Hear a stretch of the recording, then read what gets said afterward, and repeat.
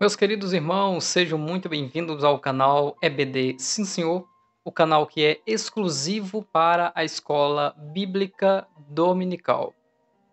Nós estamos na lição dos jovens, em que neste primeiro trimestre de 2024, estamos estudando sobre os fundamentos dos apóstolos e dos profetas, a doutrina bíblica como base para uma caminhada cristã vitoriosa. Chegamos à lição de número 4, os jovens que se mantiveram firmes na doutrina. Nessa lição nós iremos falar da urgência em ensinarmos e pregarmos a doutrina verdadeira como blindagem contra os falsos ensinos e as heresias. Iremos também contextualizar Daniel e os seus 3 amigos, Misael, Ananias e Azarias, todas as pressões que eles sofreram na tentativa de que eles se prostrassem a outro Deus, coisas que eles não fizeram porque se manteram firmes na lei, firmes na palavra e firmes na doutrina. Iremos trazer a nossa responsabilidade como cristãos, como povo de Deus, de não negar ao Senhor e nem a sua palavra. Por isso eu te convido para ficar conosco até o final neste resumo da lição 4 dos jovens. Você está no canal EBD Sim Senhor, 100% nordestino, paraibano e campinense. Faremos a abordagem da lição fazendo a exegese do texto bíblico, que é uma narrativa, então temos uma exegese com poucas explicações e simples, que mostram uma história em que pessoas resistem ao mal e têm a honra e a vitória de Deus. Depois, nos 3 tópicos, nós iremos em busca da coerência bíblica e teológica desta lição, o que o autor propôs, e também nós iremos aplicar em nossa vida. Como nós podemos usar tudo o que nós aprendemos nesta lição no nosso dia a dia. Então não sai daí, fica conosco até o final. No texto bíblico que se encontra em Daniel, capítulo 3, versículos do 1 ao 12, no primeiro e no segundo versículo o texto diz: O rei Nabucodonosor fez uma estátua de ouro cuja altura era de 60 côvados e a sua largura de 6 côvados. Então essa estátua tinha 31 metros de altura aproximadamente por 2,70 metros de largura, tomando por base o côvado como 0,52 centímetros. O côvado é a medida que vai do cotovelo até a ponta do dedo médio. E ela varia, dependendo do tamanho da pessoa, é claro, de 45 centímetros até 53 ou 55 centímetros. Então, aproximadamente, a estátua que Nabucodonosor levantou para a glória do seu reino, que já é também o fundamento da estátua que Deus havia mostrado a ele dos grandes impérios mundiais, media aproximadamente 31 metros de altura. Existe um Buda no templo de Nihonji que ele tem 31 metros de altura. Já o Sagrado Coração de Jesus, nas Filipinas, tem 40 metros de altura. E aqui no Brasil, no Rio de Janeiro, o Cristo Redentor tem 38 metros de altura. Então você já toma por base como que fica alguém próximo a uma estátua como essa. E a ordem era que todos adorassem a estátua. O texto continua dizendo que levantou-a no campo de Dura, na província de Babilônia. E o rei Nabucodonosor mandou ajuntar todos os sátrapas. Sátrapas é um governador da satrapia, ou satrapia, é um protetor do poder, um governante de uma região. Os prefeitos, os presidentes, os juízes, os tesoureiros, os conselheiros, os oficiais e todos os governadores das províncias, para que viessem à consagração da estátua que o rei Nabucodonosor tinha levantado. Então se reuniram os sátrapas, os prefeitos, os presidentes, os juízes, os tesoureiros, os conselheiros, os oficiais e todos os governadores das províncias para a consagração da estátua que o rei Nabucodonosor tinha levantado, e estavam em pé diante da estátua e Nabucodonosor tinha levantado. Então temos uma narrativa aqui, uma história.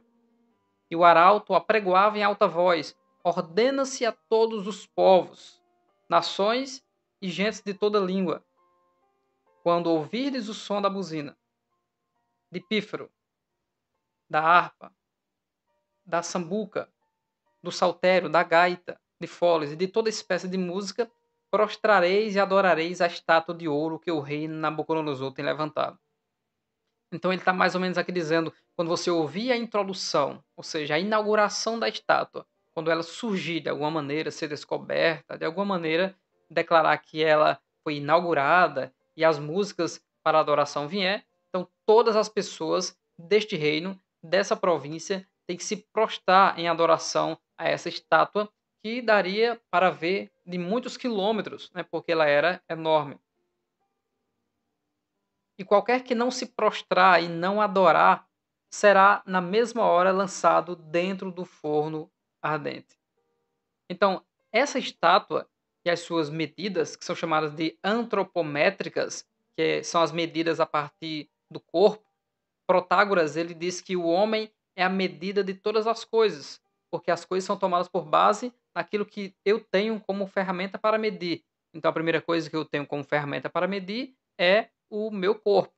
Outras medidas na Bíblia são como, por exemplo, um tiro de pedra, um tiro de arco e flecha, aproximadamente.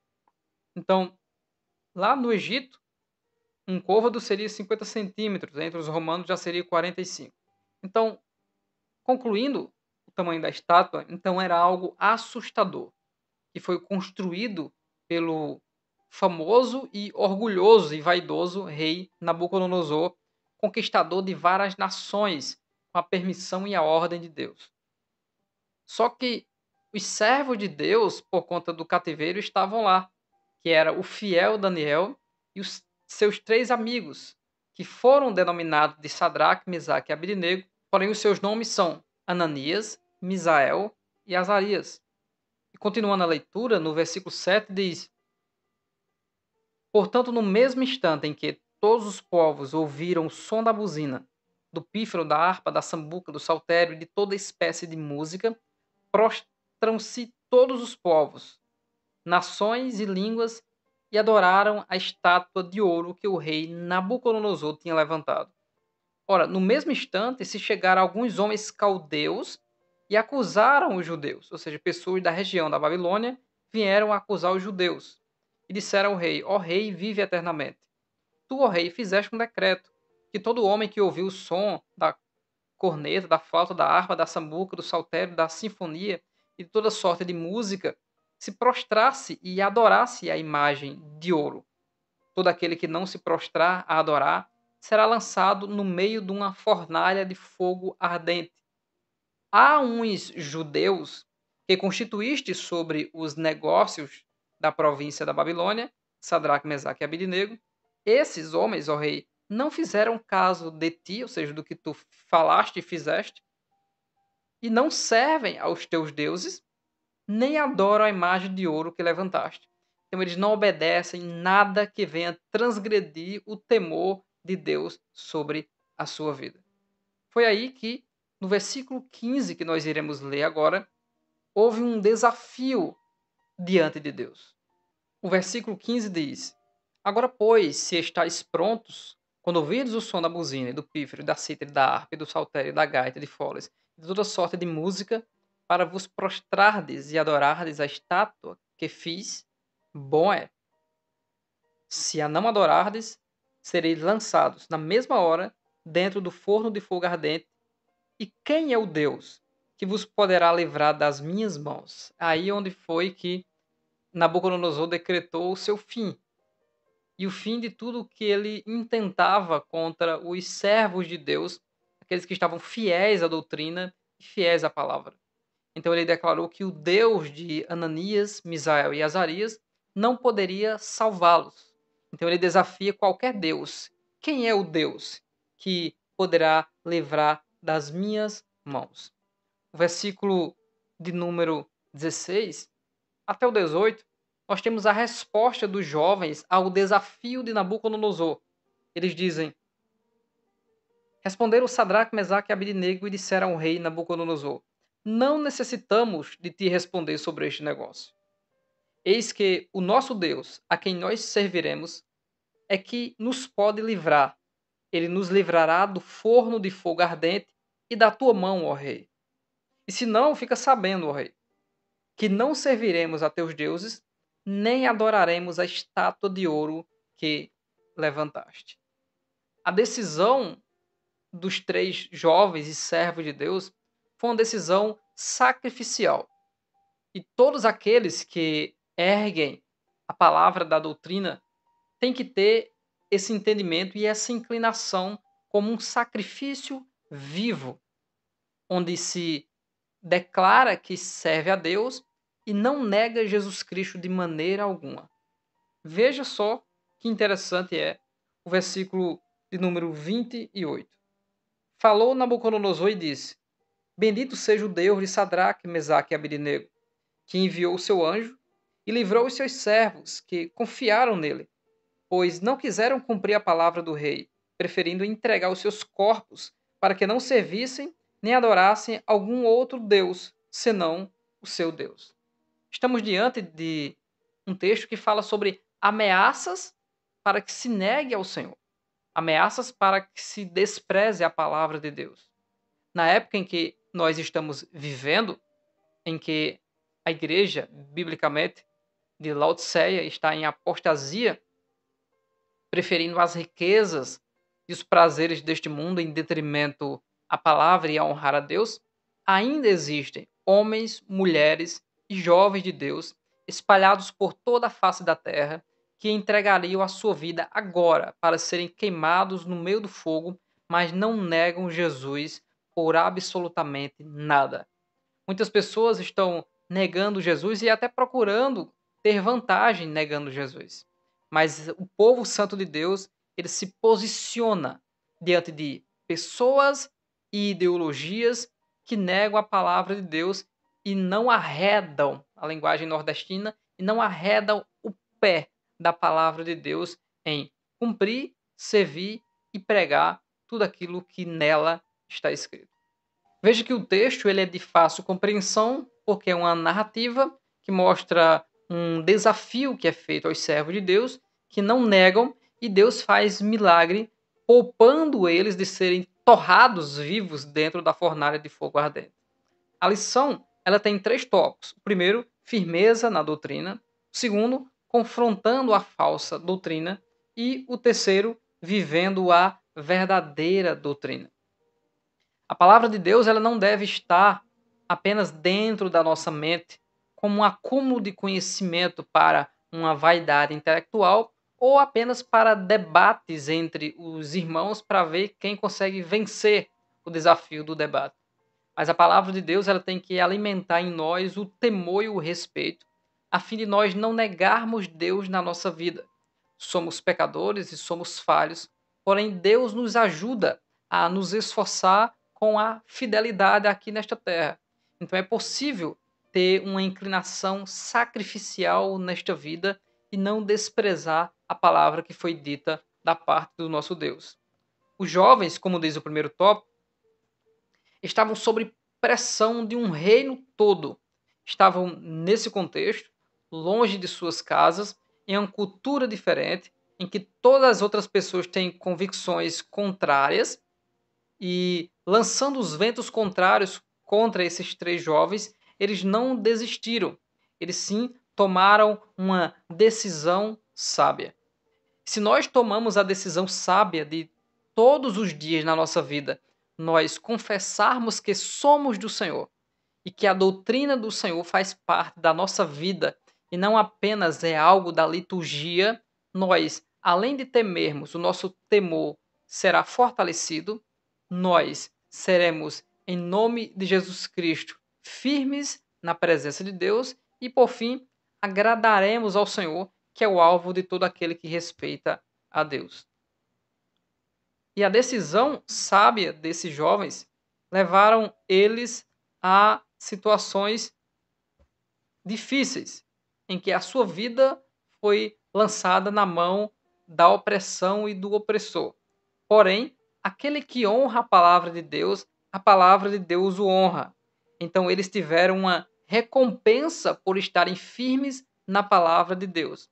Essa firmeza doutrinária dos jovens trouxe um resultado: abriu os olhos do rei para a grandeza do Deus de Israel, do Deus destes jovens, pois os homens que vieram denunciá-los, eles dizem que há uns judeus, no versículo 12, então é classificado quem são essas pessoas. São hebreus, são israelitas, são judeus, são o povo do Deus lá que o Senhor prendeu. Eles não negam de maneira alguma a palavra. E quando o milagre aconteceu, que a vida deles foi poupada, Nabucodonosor viu, exaltou e lançou um edito no seu reino que ninguém é maior do que o Deus de Sadraque, Mesaque e Abednego, ou Ananias, Misael e Azarias, que é o nome hebreu. Se a doutrina está relacionada ao ensino da verdade, então o que seria uma falsa doutrina? Segundo o tópico 2, confrontando a falsa doutrina, doutrina e heresia é um ensinamento falso que abala o fundamento da existência do cristianismo. Então, uma heresia ou uma falsa doutrina vai no fundamento da fé, ou seja, em que Cristo e ele somente não é suficiente para a salvação, em que coisas que trouxeram o estabelecimento da igreja e da redenção da humanidade, como a união hipostática, a concepção virginal, a ressurreição, a ascensão, a descida do Espírito Santo, a atualidade dos dons espirituais. Quando pegamos esses fundamentos e moldamos e transformamos eles, nós estamos praticando uma heresia. E isso é bem comum desde o início da igreja até os dias de hoje, que a cada dia acrescentam e surgem mais. É comum, na atualidade, dizer a mesma heresia dos tempos de Paulo, que Jesus Cristo já voltou faz muito tempo, e eles dizem que a história prova isso, ou que não existe ressurreição, ou que o arrebatamento da igreja será uma abdução de extras terrestres, e por aí vai. Mas, diante dessas falsas doutrinas, como elas adentram na igreja do Senhor para trazerem todo tipo de mal, como diz o autor aos Hebreus, raiz de amargura ou disseminar falsos ensinos na mente? É simplesmente a astúcia daqueles que conhecem a verdade, mas querem fazer um tropeço para os outros, com a ingenuidade daqueles que não buscam a palavra e não buscam conhecer a Bíblia para se fortificar através dela. E esses que, de forma astuciosa, trazem o mal na igreja, eles querem simplesmente fazer com que os valores da palavra de Deus se tornem agora dentro do nível do interesse dessas pessoas. Então não é mais a Bíblia que está acima da nossa vontade para nos prostrarmos diante da vontade de Deus. Agora são os nossos interesses, e aí se procura respaldo na Bíblia para os nossos interesses, e aí onde entra, por exemplo, a heresia da igreja inclusiva, onde agora este tipo de igreja pode incluir pessoas que desejam fazer ou ser da sua vida o que quiserem. Porém, a Bíblia Sagrada não ensina isso, mas fala sobre a pregação do arrependimento, pessoas que se arrependem da sua vida, não apenas de um pecado cometido. Se arrependeram de sua vida e foram agregados de forma espiritual na igreja do Senhor. Confira comigo o que diz a carta aos Hebreus, no capítulo 13, versículo 9. Não vos deixeis levar em redor por doutrinas várias e estranhas, porque bom é que o coração se fortifique com graça e não com manjares, que de nada aproveitaram aos que a eles se entregaram. Ou seja, no nosso contexto cristão, existe muita coisa que serve de tentação para nós tirarmos o foco do fortalecimento da palavra através da prática para abraçar essas coisas.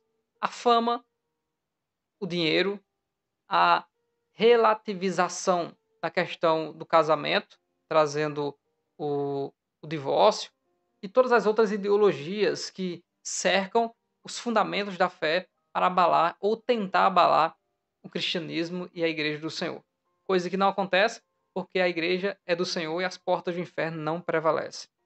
E aqui eu quero sugerir um vídeo do canal principal Bíblia de Fato, que é o vídeo O Zelo do Apóstolo Paulo pela Sã Doutrina. Nesse vídeo você terá mais subsídio para a sua aula. E os males da falsa doutrina é que faz com que o povo de Deus agora se divida, perca a sua unidade, porque o que une o povo de Deus na paz e no amor é o cumprimento da palavra na coletividade. Um exemplo é Acã que pecou. E Acã foi destruído e a coletividade foi sarada. O Senhor sabe os que são seus e aqueles que estão inscritos no livro da vida.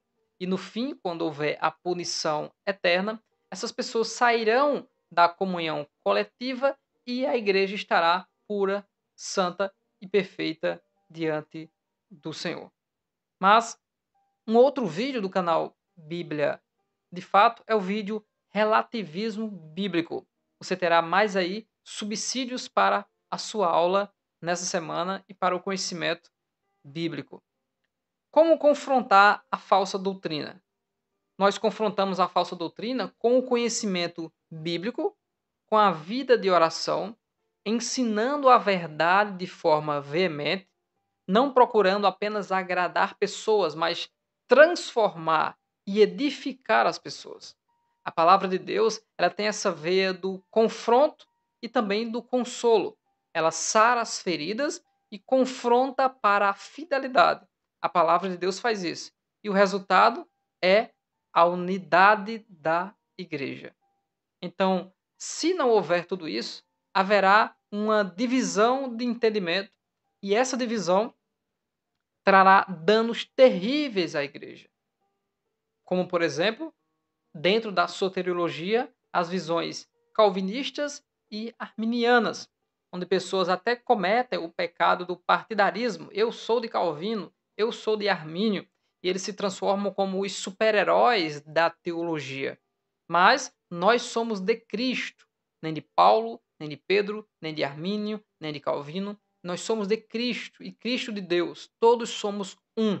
Somos o corpo do Senhor e devemos andar segundo a sua vontade. Por isso que textos que falam da unidade, como Efésios capítulo 4, e sobre o fortalecimento dessa unidade em João 17, na oração sacerdotal, nos mostram que, quando colocamos isso em prática, nós levantamos um muro de contenção contra as sorrateiras e maliciosas doutrinas que são geradas dentro da própria igreja pela falta de conhecimento bíblico, pela rebeldia de pessoas que têm outros interesses e que não alcançam esses interesses, aí se revoltam contra a igreja, começam a combater a doutrina verdadeira. Por isso, precisamos nos posicionar. E por fim, no terceiro tópico que fala sobre vivendo a verdadeira doutrina tem como base a sua natureza. A verdadeira doutrina ela procede de Deus, Tito 2,10, e ela está de acordo com a piedade. Então, a verdadeira doutrina ela nos constrange pelo amor de Deus para conosco, a fim de amarmos Ele porque Ele nos amou primeiro e andarmos segundo essa verdade. Quem anda segundo essa verdade abençoa, protege e faz o aumento do corpo de Cristo. Essa doutrina verdadeira ela é composta pela exaltação ao Deus Criador de todas as coisas, o reconhecimento da triste realidade de que todos os homens foram destituídos da fé, estão alienados e longe de Deus, e por isso eles necessitam de um Salvador que foi enviado, que é o nosso Senhor e Salvador Jesus Cristo, que essa doutrina nos ensina como viver santos nessa vida e também traz a consumação de todas as coisas, que Deus cumprirá o seu plano e julgará as nações, os maus, e a sua igreja será purificada para todo sempre. Por isso, eu preciso anunciar um outro subsídio para os irmãos, que está no canal Bíblia de Fato, que é o subsídio Heresias da Atualidade. Mas quais são os benefícios da verdadeira doutrina? Os benefícios da verdadeira doutrina é trazer saúde espiritual, vigor, graça e força para o povo de Deus. Paulo diz a Timóteo: fortifica-te na graça que há Jesus. Os ensinamentos de Paulo a Timóteo são muito importantes porque são direcionados a ser fortalecidos através da doutrina e da palavra. Em 1 Timóteo 4,16, o texto diz: tem cuidado de ti mesmo e da doutrina.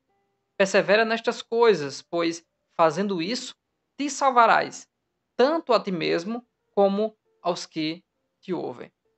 E a igreja primitiva, segundo Atos 2,42, ela perseverava nessa verdadeira doutrina. Por isso que ela foi perseguida. Elas perseveravam na doutrina dos profetas e dos apóstolos, e em Atos 2,42 confirma isso. Eles estavam sempre juntos, sempre em comunhão, no partir do pão, nas orações e na doutrina do Senhor e Salvador Jesus Cristo. Por isso, seja um estudante da palavra de Deus. E não somente um estudante, pois quem não teme a Deus também estuda a palavra de Deus. Seja um estudante da palavra de Deus, interprete-a de forma correta.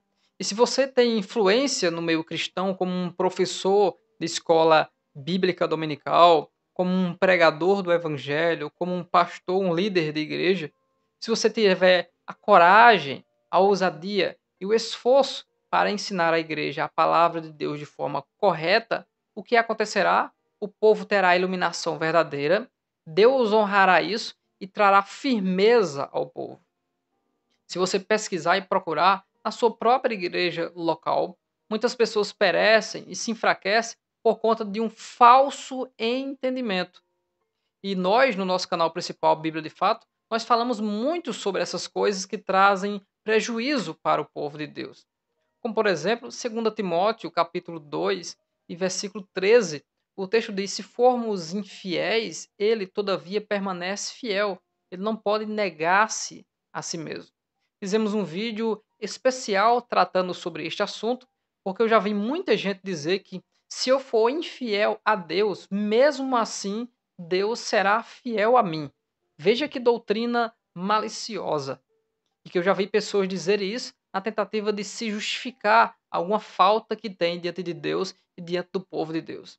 Então vai lá, esse subsídio, que é importante para servir de exemplo sobre a questão da doutrina. Mas para uma aplicação, como eu posso me utilizar dessas orientações no meu dia a dia como um servo de Deus? Simplesmente de dizer para o povo de Deus e para aplicar para nós mesmos que se formos fiéis à verdade, a verdade vai nos proteger, a verdade vai nos honrar e vai nos dar conteúdo, subsídio para também outras pessoas serem libertas e fortalecidas na fé. Então precisamos, com urgência, pregar o evangelho verdadeiro, não o evangelho de entretenimento, porque esse engana e enfraquece as pessoas. Mas o evangelho verdadeiro transforma as pessoas e elas saem de uma vida de trevas e começam a andar na luz e ser membro do corpo de Cristo. Muito obrigado por você ter vindo até aqui conosco nessa lição e na semana que vem nós iremos estudar a lição de número 5, as falsas doutrinas. Então iremos nos concentrar agora em que doutrinas nós podemos pensar como falsas doutrinas. Que Deus abençoe grandemente a sua vida. Fica conosco no canal EBD, sim senhor. Não se esqueça de se inscrever, de compartilhar e de comentar aqui embaixo o que você achou desta aula em resumo desta semana. Deus abençoe a sua vida no nome de Jesus.